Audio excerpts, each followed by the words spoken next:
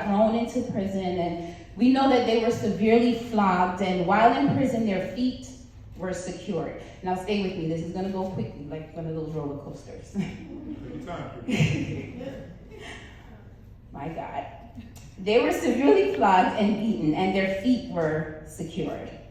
So let's bring this back to the text. Paul and Silas were flogged and their feet were secured. So tell me if I am wrong. This means that they were chained, correct? Okay. So full transparency here. Have you ever been in a situation where you kind of felt beaten down and stuck?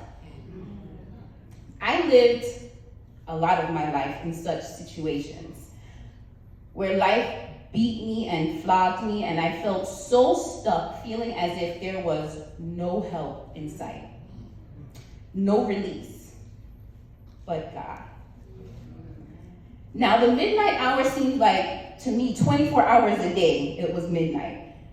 For me, it was always midnight, but like Paul and Silas in verse 25, they were praying and singing hymns to God through it all. If they were anything like me, they may have been singing songs such as, "Great is thy faithfulness, O God, my Father. There is no shadow of turning with thee. Thou changest not, thy compassions, they fail not. As thou hast been, thou forever wilt be." Can you imagine? Or maybe they sang songs like one of my favorites, another one of my favorites, "Live out thy life within me. O Jesus, King of kings, be thou thyself the answer to all my questionings. Live out thy life within me, and all things have thy way. I, the transparent medium, thy glory to display." And through the singing of these songs and the constant crying out to God, there were prisoners who heard. Come on now. Did you hear me? There were prisoners around who heard the singing and the praying. I have been in some things, and when I thought there was no one around witnessing my prison experience, there were other prisoners around. Okay, so Stephanie, what do you mean by prisoners?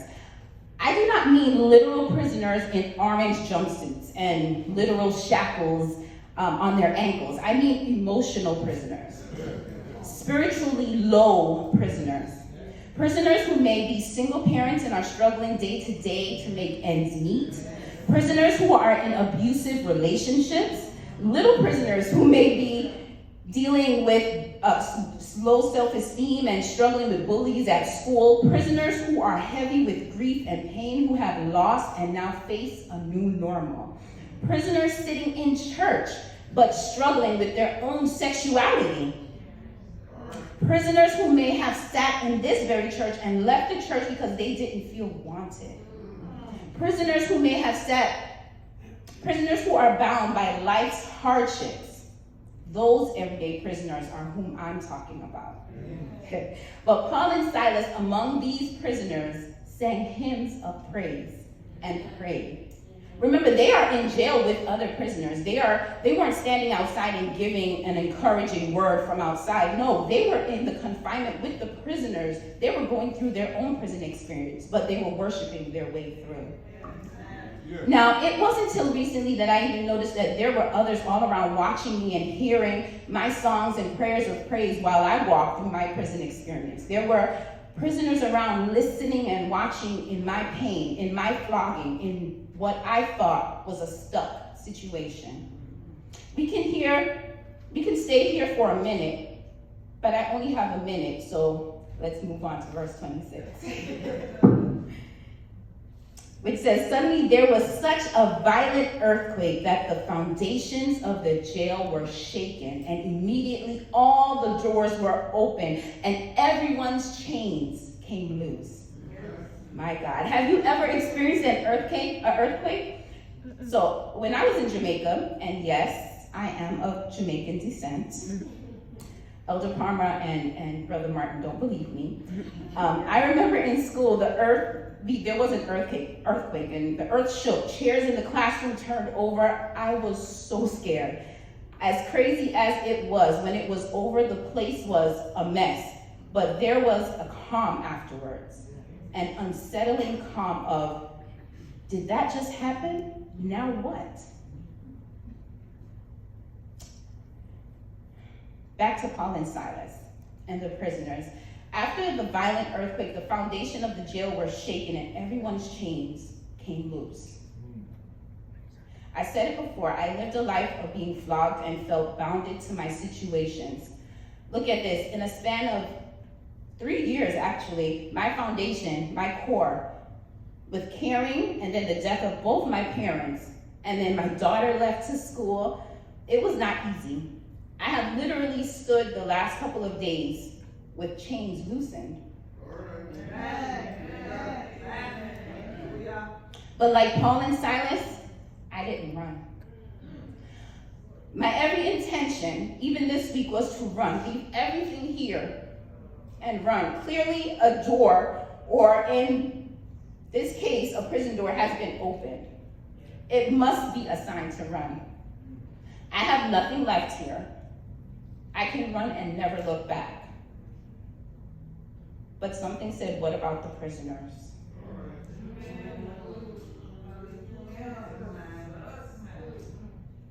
What about the prisoners, the persons that you see every day showing up?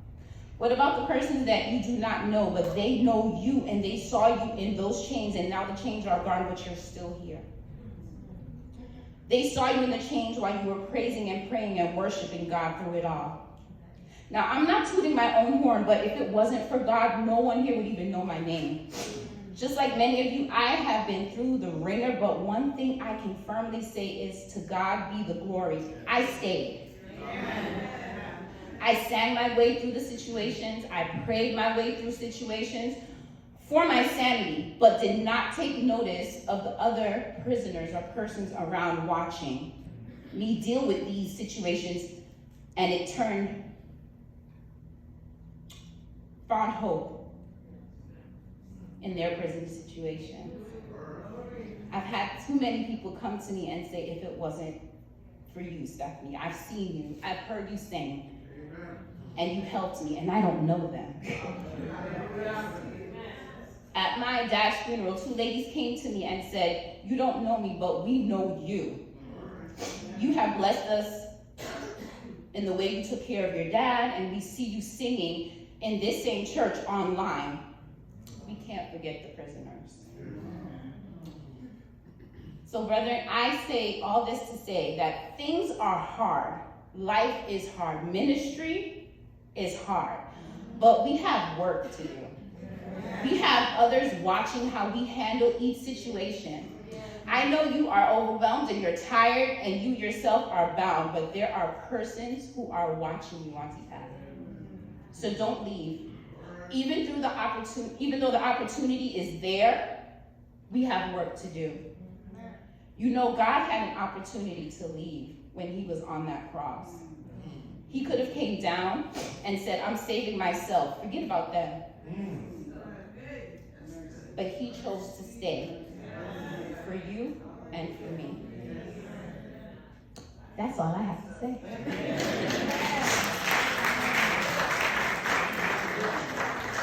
So I just want to say, Father, I thank you for staying on that cross. And because you loved us, we are choosing to stay.